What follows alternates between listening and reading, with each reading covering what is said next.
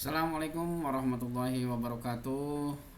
Saya bernama Slamet Supriyadi, mahasiswa PPG angkatan 1 tahun 2001 Win Araniri. Saya mendapat tugas 9 tentang pembelajaran sebagai sumber ajar. Kali ini saya akan menggunakan sumber ajarnya, medianya adalah PowerPoint yang sudah saya buat,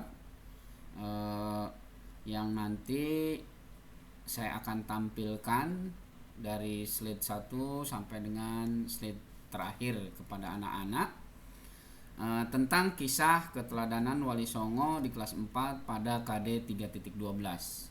Di slide pertama ini saya pampangkan sebagai bahan ajarnya agar anak-anak semuanya dapat memahami bahwa para Wali Songo itu ilustrasinya seperti ini, gambarannya seperti ini, dan lagian sebagian besar pula para di beberapa buku sebagai referensi saya bahwa gambar-gambar Wali Songo dan di Google pun seperti ini gitu. Artinya benar atau tidaknya tentang gambaran ini saya juga tidak paham, tapi hampir sebagian besar bahwa Wali Songo itu digambarkan seperti ini. Baik, dilanjutkan. Kemudian di slide pertama ini ada titik tolak penarikan dengan warna-warna yang tentunya bisa anak menarik. Kemudian di slide kedua di sini dikenalkan sebagai media agar mereka lebih memahaminya sebagai sumber belajarnya, yaitu tentang nama-nama Wali Songonya, nama-namanya. Kemudian di situ ada gambaran bahwa nama asli, kemudian nama panggilan sebagai Sunan dari ke-9 wali ini. Dipampangkan dalam slide kedua sebagai bentuk sumber ajar saya nanti. Nah, di sini PowerPoint saya pun akan, karena masih dalam keadaan daring, akan digabungkan dengan alat yang diaplikasikan oleh saya adalah Bandicam, yang tentunya nanti dapat ditonton oleh semua siswa saya, terutama khususnya kelas 4. Kemudian di slide ketiga adalah satu persatu.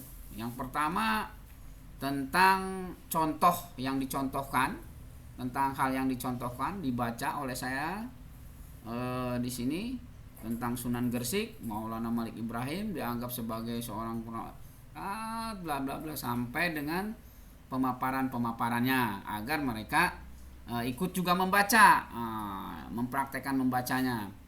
Sekelumit tentang secara garis besar Maulana Malik Ibrahim. Begitu juga di slide kedua, sama memperkenalkan tentang Sunan Ampel.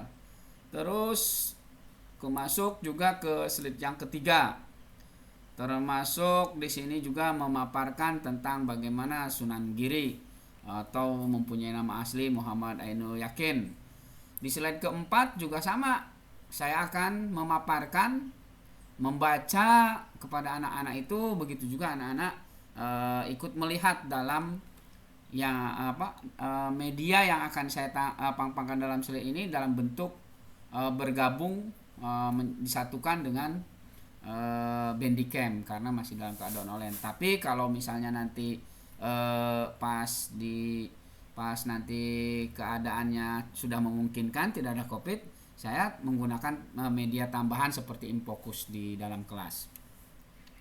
Kemudian di slide kelima sama, saya memperkenalkan slide kelima ya. Di slide kelima ini memperkenalkan Sunan Giri,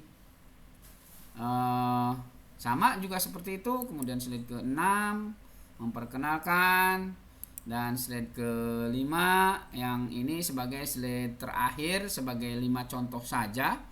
5 contoh saja yang akan yang akan saya contohkan sebagai bahan media ajarnya kepada mereka, untuk yang selainnya nanti mereka akan mencari informasi-informasi lain terhadap wali songo yang belum dipampangkan dalam media ajar ini, terutama pada posisi di slide ke-8. Pada slide ke-8 ini yang berelaborasi dengan Bandicam, ada Sunan Muria, Sunan Bonang, dan Sunan Derajat dan Sunan Kudus. Disinilah yang akan sebagai penjelas bahwa beberapa sunan ini mereka akan mencari artikel-artikel yang sudah saya sarankan. Boleh juga dengan mencari artikel-artikel menurut mereka yang disukai di Google atau di buku atau di perpustakaan. Bahkan saya menyarankan, karena di sekolah saya ada perpustakaan, dapat mereka mencari referensi-referensi tentang pemahaman dan pengetahuan tentang para wali songo sebagai toladan mereka dalam menghadapi hidup dan kehidupan. Nah, slide ke-8 ini adalah slide yang terakhir yang dipampangkan oleh saya, baik dalam daring ataupun nanti jika diizinkan menggunakan luring. Saya akan menambahkan media lain seperti Infocus sebagai pelengkapnya agar mereka lebih memahami dan lebih jelas tentang konsep pelajaran 3.12 ini, yaitu tentang mengenal sejarah Wali Songo atau kisah keteladanan Wali Songo di kelas 4 pada KD 3.12. Itu saja mungkin dari saya.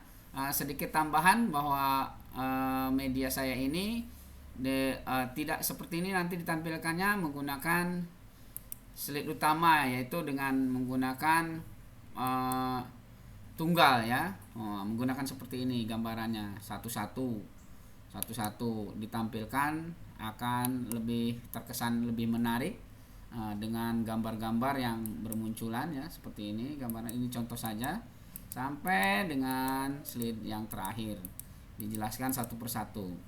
Itu saja dari saya, mudah-mudahan praktek menjelaskan tentang pembelajaran sebagai sumber ajar ini dapat diterima oleh Bapak dosen. Saya akhiri, wabillahi taufik wal hidayah. Wassalamualaikum warahmatullahi wabarakatuh.